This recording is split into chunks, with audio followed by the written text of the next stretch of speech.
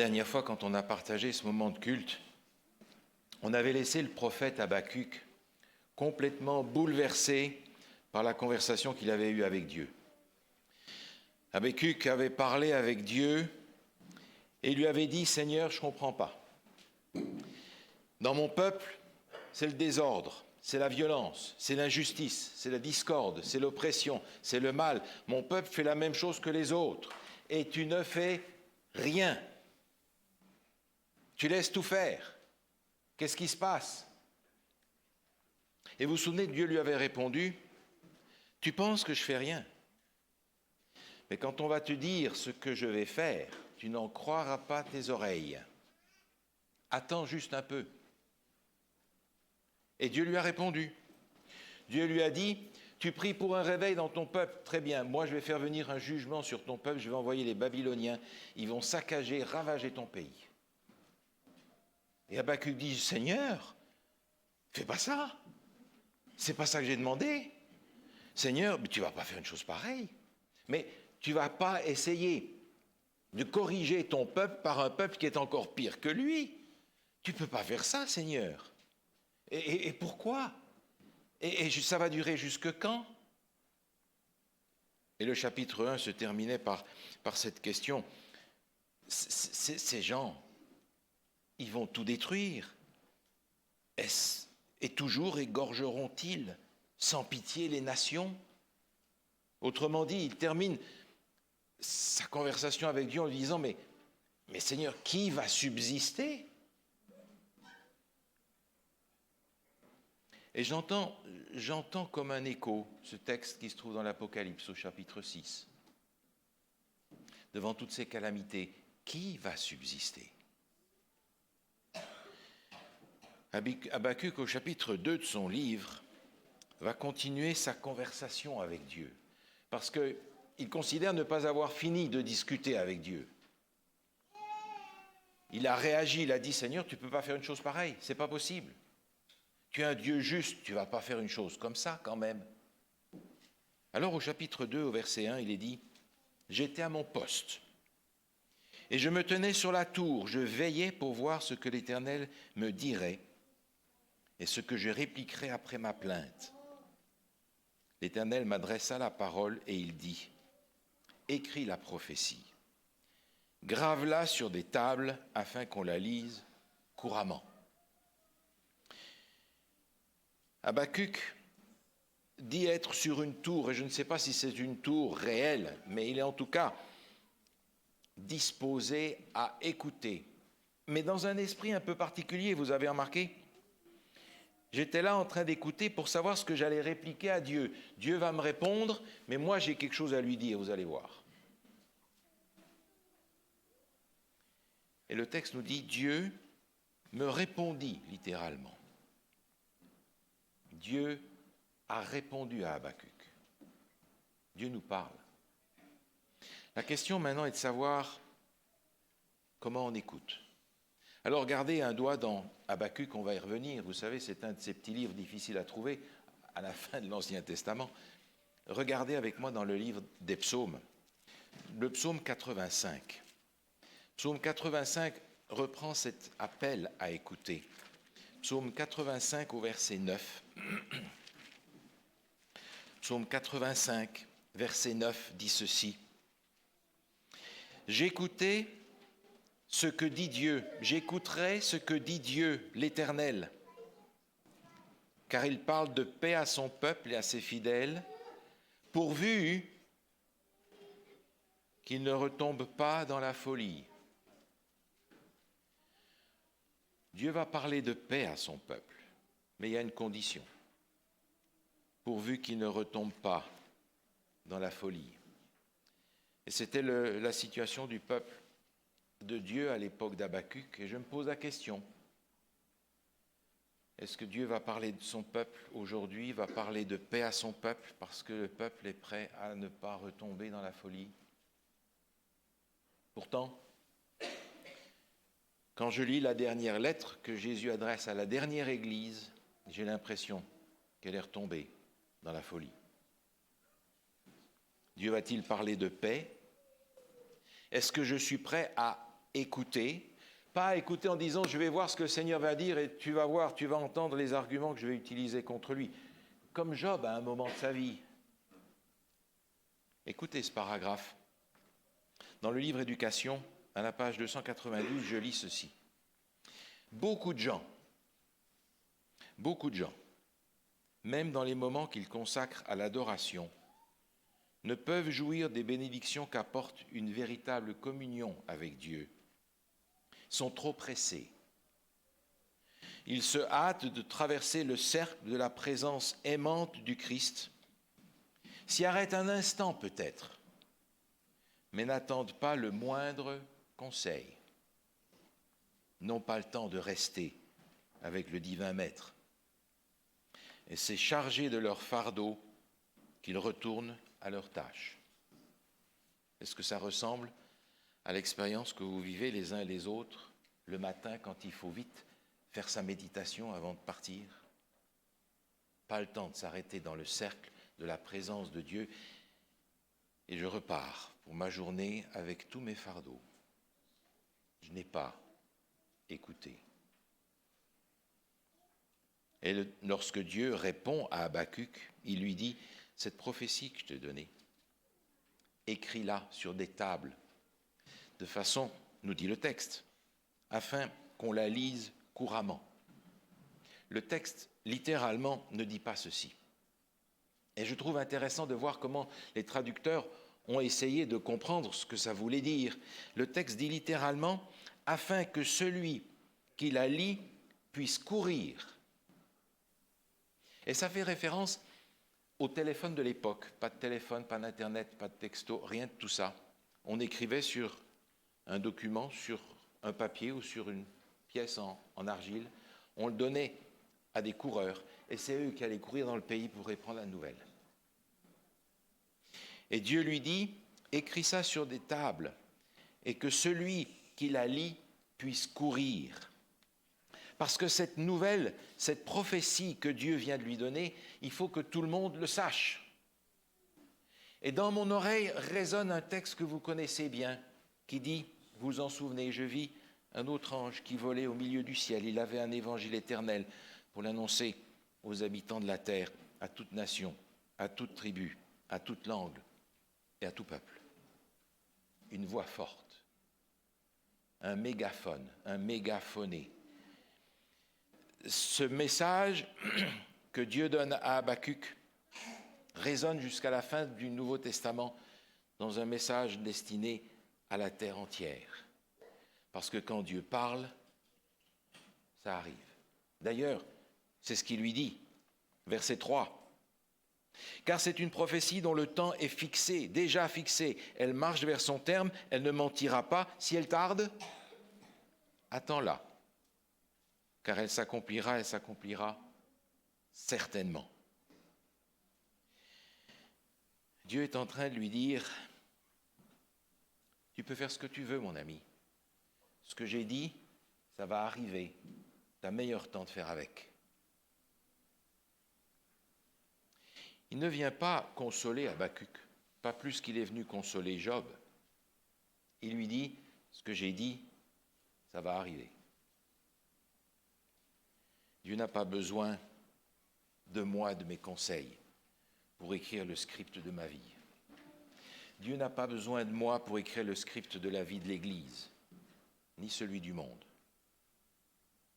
Dieu a besoin que j'écoute sa parole. Il a besoin que je l'entende et je me pose la question, est-ce que je suis prêt à accepter ce script que Dieu écrit pour ma vie, même s'il ne fait pas mon affaire? Parce que moi, j'ai d'autres plans, vous comprenez? Est-ce que je suis prêt à attendre? Comme il le dit à Habacuc, si elle tarde, c'est pas qu'elle tarde, c'est que tu deviens impatient. Attends-la. Elle se réalisera certainement. Dans l'épître de Jacques, au chapitre 1er, se trouve un texte que nous lisons avec émotion.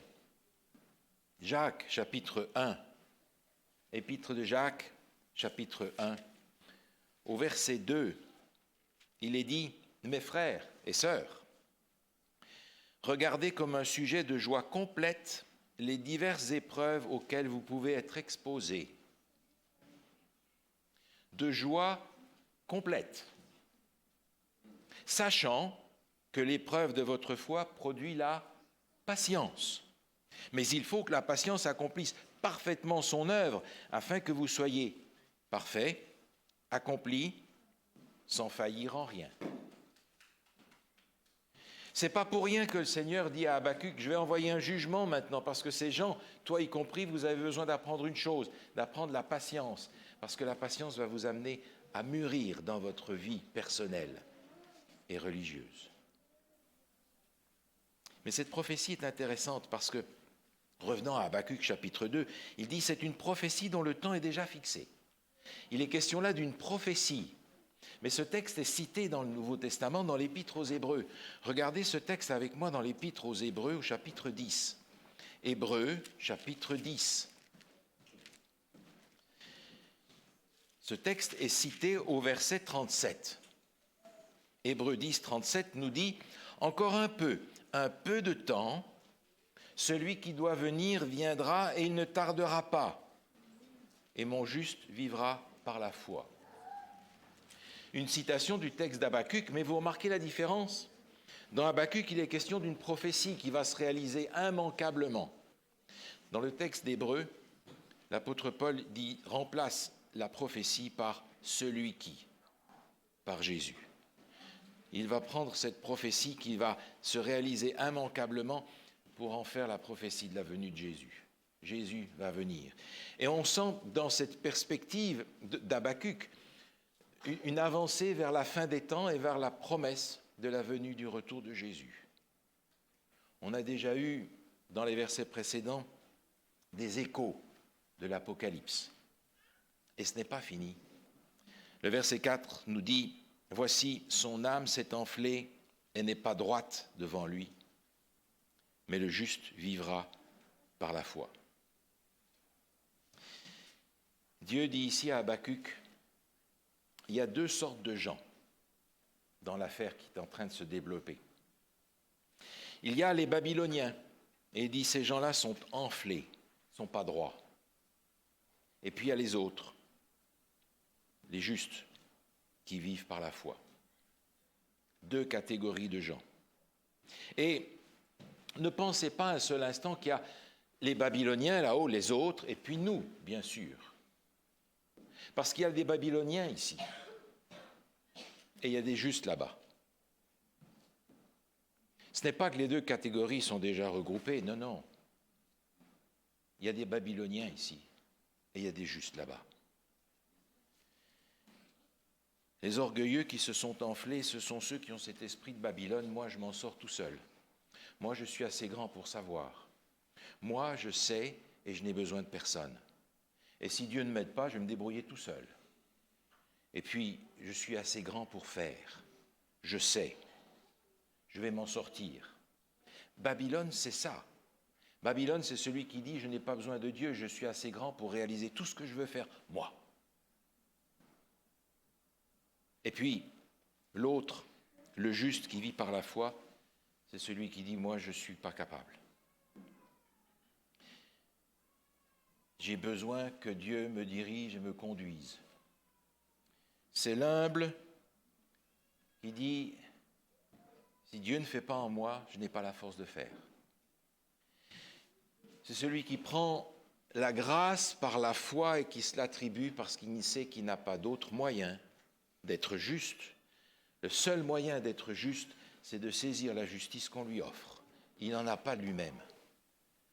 Ça vient tout simplement de ce texte que nous connaissons dans l'Ancien Testament, dans Ésaïe, qui nous rappelle que notre justice n'a en réalité que des vêtements souillés. Vous vous souvenez de ce texte d'Ésaïe 64. Maintenant, cette phrase dans Habacuc chapitre 2, « Le juste vivra par la foi », se trouve citée dans le Nouveau Testament à 3 reprises. Il se trouve cité dans l'Épître aux Romains, dans l'Épître aux Galates et dans l'Épître aux Hébreux. Et nous rappelle que si nous voulons être justes, il n'y a pas plusieurs solutions, il n'y en a qu'une seule. c'est de saisir par la foi ce qui nous est donné. Il n'y en a pas d'autre.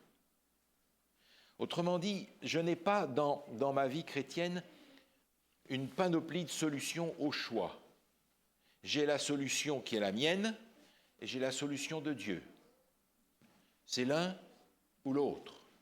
Il n'y a pas d'option similaire, à peu près, ou intermédiaire, ou négociable.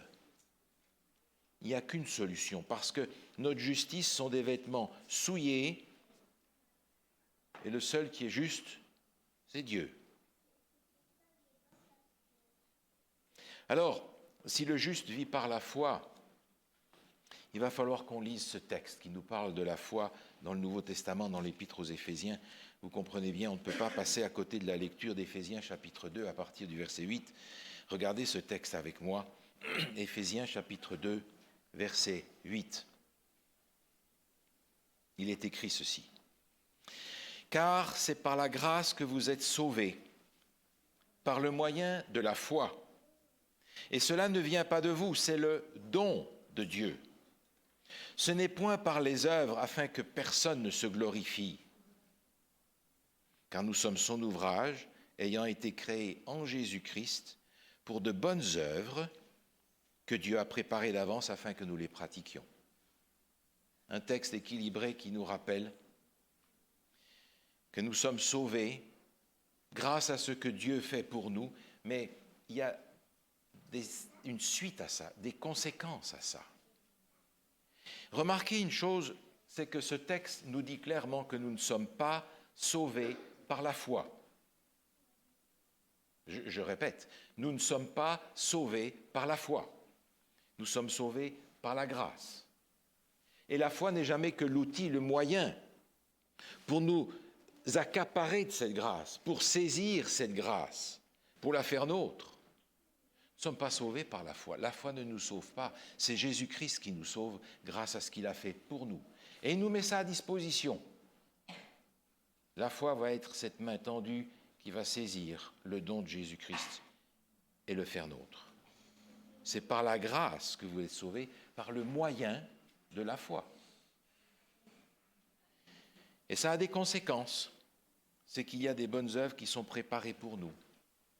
Mais nous n'accomplirons jamais une bonne œuvre si notre cœur n'est pas changé. Parce que ce qui va sortir, ce qui va paraître à l'extérieur ne sera jamais que le reflet de ce qu'il y a à l'intérieur. Cette grâce, elle est transformatrice. Elle est transformatrice et par conséquent, elle va nous amener non pas seulement à faire de bonnes œuvres, mais à être justes. Ce texte fait résonner dans mon esprit un autre passage que nous connaissons bien et qui est encore une fois dans l'Apocalypse. C'est ici la persévérance des saints qui gardent les commandements de Dieu et la foi de Jésus. Ces gens gardent les commandements de Dieu parce qu'ils ont la foi de Jésus. On ne peut pas dissocier les deux, ça va ensemble. Et remarquez bien que dans la citation que l'apôtre Paul fait de cela dans l'épître aux Hébreux, où je vous invite à regarder de nouveau, au chapitre 10, il est clair sur ce sujet que les deux choses sont en fait les deux faces d'une même pièce. Regardez à nouveau dans Hébreux chapitre 10, le texte qui précède celui que nous avons lu tout à l'heure. On a lu la citation d'Habacuc au verset 37, et j'aimerais qu'on lise, si vous le voulez bien, le verset 36. Hébreux 10, verset 36. Car vous avez besoin de persévérance, afin qu'après avoir accompli la volonté de Dieu, vous obteniez ce qui est promis. Encore un peu de temps, celui qui doit venir viendra, il ne tardera pas. Vous avez remarqué, vous avez besoin de persévérance. C'est le même mot qui est employé dans le texte auquel on faisait allusion. C'est ici la persévérance des saints. Même mot. Même endurance, même patience, même persévérance, même résilience dans l'observation des commandements, afin qu'après avoir accompli la volonté de Dieu, à ce moment-là, vous obteniez ce qui est promis. Le juste vivra par la foi. parce que par la foi, il va saisir la grâce qui lui est offerte et qui est le seul moyen par lequel il peut être transformé, sauvé et attendre Jésus dans la paix. Le texte dans Habacuc continue. Revenez avec moi au chapitre 2 du livre d'Habacuc. À partir du verset 5, Dieu va prononcer 5 malheurs. Malheur au verset 6, malheur au verset 9, malheur au verset 12, malheur au verset 15, malheur au verset 19. Et quand je lis ce passage, ça me rappelle un passage encore que nous connaissons bien dans le livre de l'Apocalypse au chapitre 18, où Dieu va prononcer 3 malheurs contre Babylone. Ces malheurs qui sont prononcés par, ici le texte d'Habacuc, sont aussi des malheurs prononcés contre Babylone, parce que Dieu lui dit, je vais envoyer Babylone contre vous pour exercer un jugement contre vous. Mais à son tour, Babylone va moissonner ce qu'elle aura semé. Ce que tu vas faire te sera fait aussi. Et je vous propose de regarder rapidement ces 5 malheurs. Le premier est au verset 6, il est dit « Malheur à celui qui augmente le fardeau de ses dettes, malheur à celui qui accumule ce qui n'est pas à lui. » Et le texte continue « Tes créanciers ne se lèveront-ils pas contre toi ?» Ah, mais nous, on ne garde pas ce qui n'est pas à nous. On ne fraude pas, nous. Mais est-ce qu'on n'est pas tenté de s'attribuer une gloire qui ne nous appartient pas? Un honneur qui n'est pas pour nous non plus? Est-ce qu'on n'est pas tenté de s'attribuer une autorité que nous n'avons pas? Une renommée que nous n'avons pas? Alors vous allez me dire, mais en tout cas, on ne garde pas l'argent qui n'est pas à nous. Et la dîme, elle appartient à qui? Les offrandes? En tout cas, en affaires, est-ce qu'on garde ce qui est à nous? Des affaires sans facture, des choses comme ça? On fait toujours nos arrangements, n'est-ce pas? Est-ce qu'on est aussi droit en affaires? Malheur à celui qui accumule ce qui n'est pas à lui. Le malheur suivant arrive au verset 9, où il est dit « Malheur à celui qui amasse pour sa maison des gains iniques afin de placer son nid dans un lieu élevé. » Et le texte continue en lui disant « La pierre et le bois de ta maison vont crier contre toi, un peu comme le sang d'Abel crie jusqu'à moi. » Oh, nous, on ne fait pas des choses comme ça. Mais on a quand même toujours envie d'être au-dessus des autres. On a quand même envie d'avoir un certain pouvoir. On a quand même envie d'avoir une position élevée. On a quand même envie de bien paraître. On ne veut pas quand même avoir l'air nul. On veut quand même qu'on puisse dire ce sont des gens bien, quand même. Et vous savez, ça peut aller loin, parce que le cœur de l'homme est très pervers, nous dit la parole de Dieu, n'est-ce pas? Parce que nous reproduisons dans la génération suivante ces mêmes ambitions d'avoir une position élevée, d'être bien placé, et que les gens disent « oh, ça, ce sont des gens bien ». Les études de nos enfants que nous payons si cher, c'est pour les enfants ou c'est pour bien paraître d'avoir réussi à promouvoir nos enfants dans une bonne situation dans la vie? On paraît bien aussi par nos enfants, n'est-ce pas? Le malheur suivant est présenté au verset 12. « Malheur à celui qui bâtit une ville avec le sang. » Et le texte dit « Les peuples travaillent pour le feu, les nations se fatiguent en vain. » Oh, nous, on ne tue personne. Mais notre colère a tué qui la dernière fois? Nos abus, nos paroles, nos actions. Notre colère sourde, qui va prendre d'ailleurs des formes très différentes, très paisibles apparemment. Le mépris qu'on a de celui-ci ou de celui-là pour qu'on ait une meilleure allure quand même que lui. Le malheur suivant se trouve au verset 15. Malheur à celui qui fait boire son prochain afin de voir sa nudité. Ah non, nous on ne fait pas des choses pareilles. Mais quand on démolit quelqu'un dans sa réputation, qu'est-ce qu'on a fait? On l'a déshabillé devant tout le monde.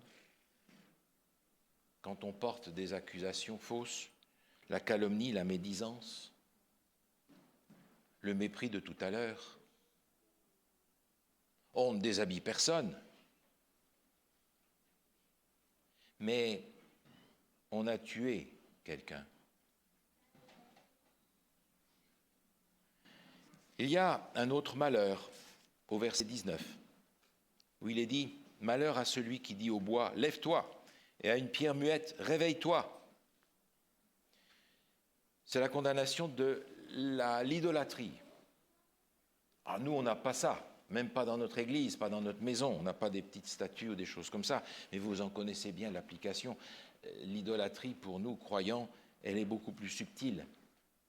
Elle va jusqu'à tout ce qui prend notre confiance à la place de Dieu. Et nous mettons notre confiance dans beaucoup de choses, pas seulement dans l'argent, quand on en a. Et on va peut-être mettre notre confiance dans l'argent quand on n'en a pas, en espérant qu'il va arriver. Mais notre confiance dans les relations, notre confiance dans ce qu'on est capable de faire, notre confiance dans ce que Dieu va faire pour moi parce que je le lui ai demandé, dans le plan que j'ai donné à Dieu et que ma foi est suffisamment grande, il va le réaliser. Notre idolâtrie est parfois très subtile, fourvoyante. Et à tous ces malheurs qui sont prononcés contre les Babyloniens, Dieu va répondre par une promesse et un appel. Et je suis quand même interpellé parce que quand je lis ces malédictions qui sont destinées aux Babyloniens, à ceux qui ont cette mentalité babylonienne, je me rends compte que malgré tout, ça peut très bien me concerner moi aussi finalement. Quand on gratte un petit peu, ces textes ont une application très moderne dans ma vie pour révéler la subtilité avec laquelle je suis babylonien, moi aussi, à bien des égards. Alors, loin de nous, l'idée de dire, les Babyloniens, ils sont là dehors. Nous, ici, on est les justes. Combien de Babyloniens dans l'Église? Combien de justes à l'extérieur? Dieu va répondre à ces malheurs par une promesse et par un appel. La promesse se trouve au chapitre 2 d'Habakkuk, au verset 14, où il dit « Car la terre sera remplie de la connaissance et de la gloire de l'Éternel, comme le fond de la mer par les eaux qui la couvrent. » La connaissance de Dieu et la gloire de Dieu va remplir la terre, de la même manière que l'eau couvre le fond des mers. Quand j'y pense, plusieurs textes me viennent à l'esprit. Vous vous souvenez de ces passages dans Matthieu chapitre 14 où il est dit « Cette bonne nouvelle du royaume sera prêchée dans le monde entier pour servir de nation, alors viendra la fin. » Dans le monde entier, cette bonne nouvelle, la bonne nouvelle qui est dans le livre d'Habakkuk, que le juste vivra par la foi qu'il a dans la grâce qui lui est offerte. Et puis inévitablement ce texte de l'Apocalypse que nous avons mentionné tout à l'heure, un autre ange qui volait par le milieu du ciel avec un évangile éternel qu'il annonçait aux habitants de la terre, à toute tribu, à toute nation, à toute langue. Mais comme si ce n'était pas suffisant, dans le livre de l'Apocalypse, au chapitre 18, se trouve cette phrase qui est véritablement un écho du texte d'Habakkuk. Après cela, je vis descendre un autre ange qui avait une grande autorité et la terre fut remplie de sa gloire. Un passage qui nous rappelle qu'après le message des 3 anges envoyés dans le monde, il y en a un autre qui vient avec une propulsion particulière que nous appelons, nous, la pluie de l'arrière-saison et qui remplit le monde entier de la connaissance de Dieu. Le monde entier.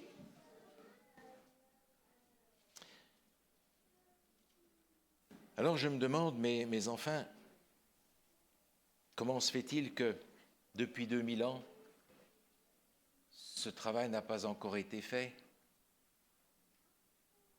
Et j'aimerais simplement vous rappeler que les anges dont il est question dans Apocalypse au chapitre 14, 1, 2, 3 et 4, c'est vous et moi. Dans le livre des témoignages, volume 9, volume 9, page 28, « Si notre peuple agissait selon la lumière qu'il a reçue, nous verrions sûrement le salut de Dieu. De merveilleux réveils s'ensuivraient.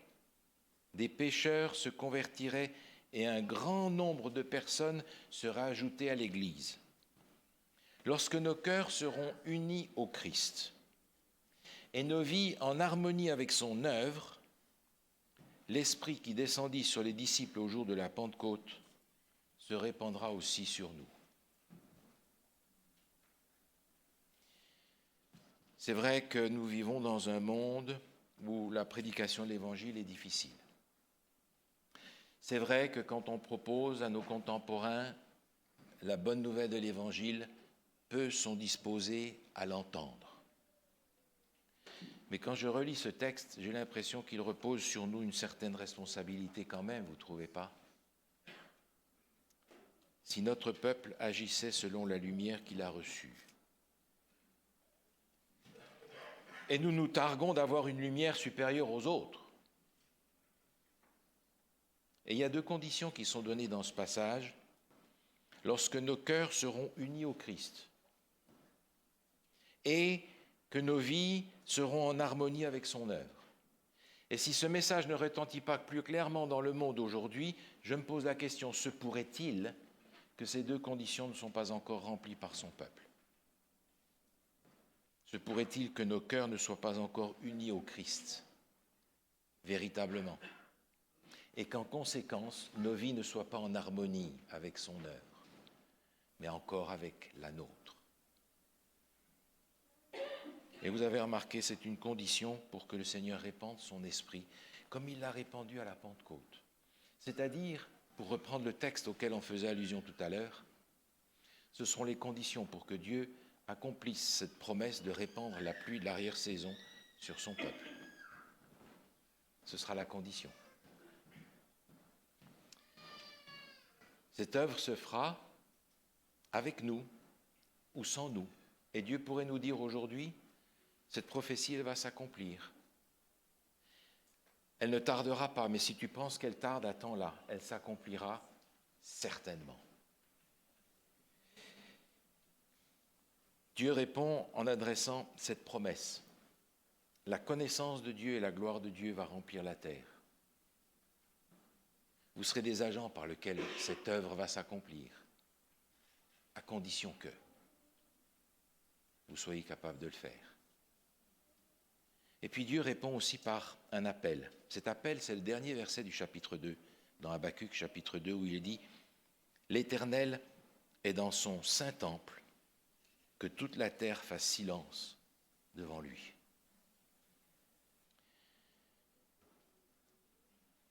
Campbell Morgan, qui est un prédicateur du 19e et du 20e siècle, début du 20e siècle, qui avait travaillé avec Moody, écrit ceci.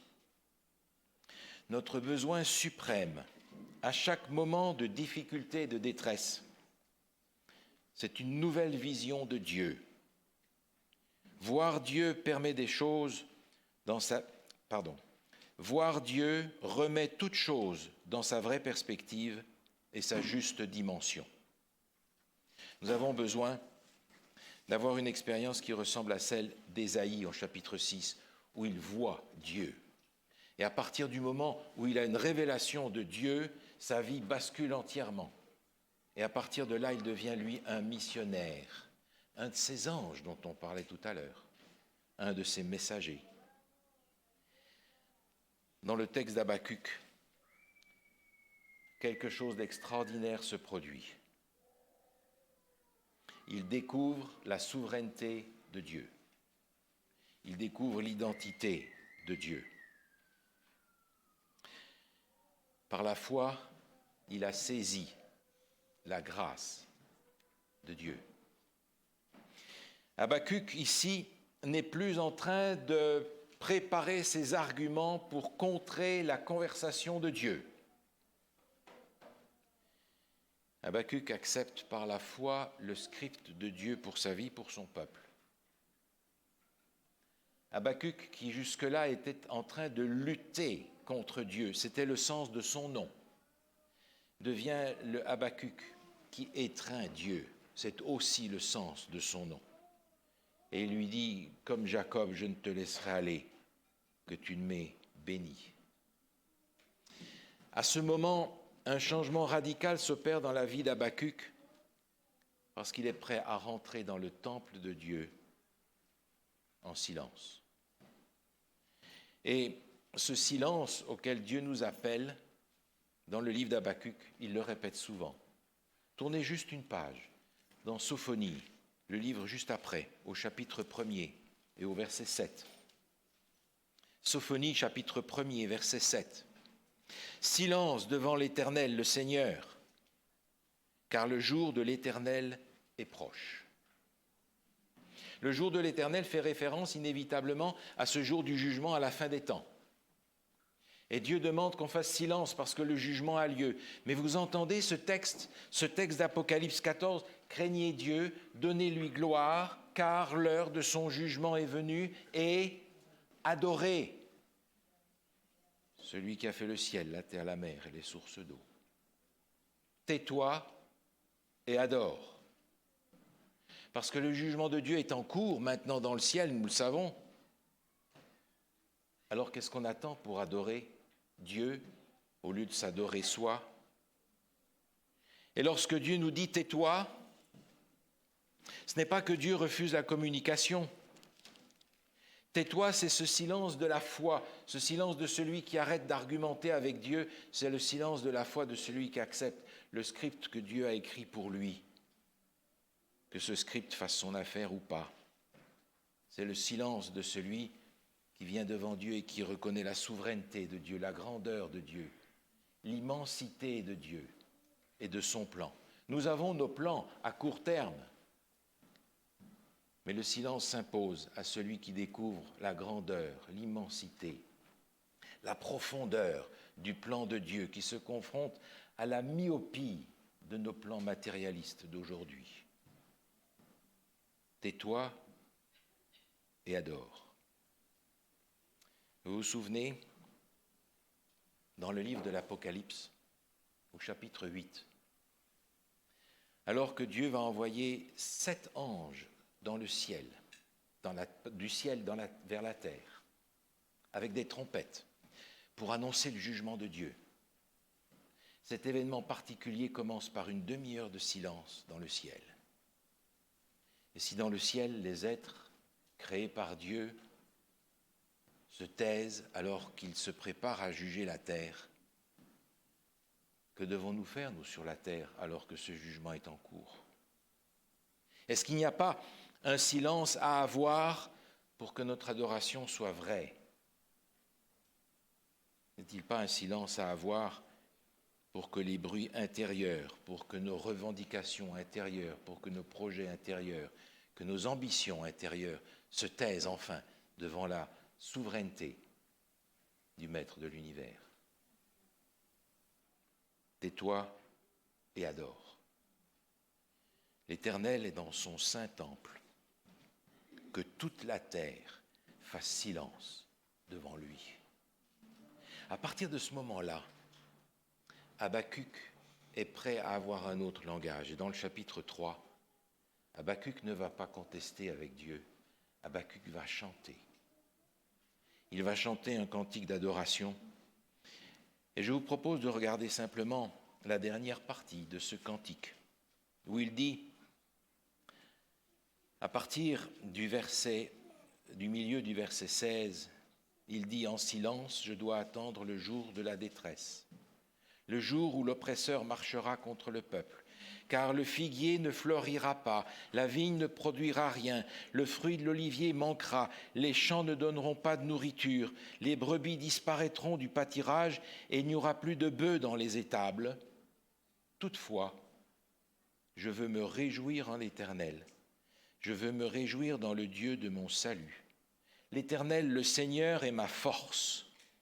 Il rend mes pieds semblables à ceux des biches et il me fait marcher sur mes lieux élevés. Remarquez que tout ce qui va cesser, ce ne sont pas des superflus dans la vie d'Habacuc. Ce sont les choses essentielles, le figuier, la vigne, l'olivier, l'élevage, c'est tout ce qui fait leur vie. Si tout ce qui fait notre vie aujourd'hui s'arrête, est-ce que je suis capable de dire, comme Habacuc, toutefois, je veux me réjouir en l'Éternel? Parce que l'Éternel, le Seigneur, est ma force. Je veux me réjouir en l'Éternel, le Dieu de mon salut. L'Éternel, le Seigneur, est ma force. Que ce soit notre chant. Amen.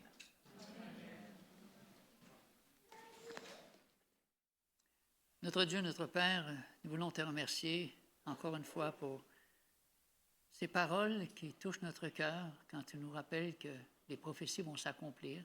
Le ciel et la terre passeront, mais tes paroles ne passeront jamais. Car c'est toi, Seigneur, qui auras le dernier mot sur cette terre. C'est toi qui se lèvera pour mettre un terme à la souffrance et au péché. En attendant, aide-nous au milieu de nos nombreuses activités, nos multitudes d'activités, à passer du temps avec toi afin d'entendre ta voix et que ta volonté s'accomplisse dans chacun de nos vies. Tu veux nous avoir avec toi pour l'éternité? Ne laisse pas l'ennemi, Seigneur, nous éloigner de toi, mais prends contrôle de nos cœurs, de nos pensées, de nos actions, afin que, conduits par l'Esprit de Dieu, nous puissions d'une façon toute naturelle témoigner que l'amour de Dieu a transformé nos cœurs. Rends-nous de ce lieu, Seigneur, avec l'assurance que ta bénédiction est avec nous, qu'elle nous accompagne et que nous aurons au cours de cette semaine à témoigner de cet amour que tu as pour chacun d'entre nous. Au nom de Jésus, nous t'en prions et nous te remercions. Amen.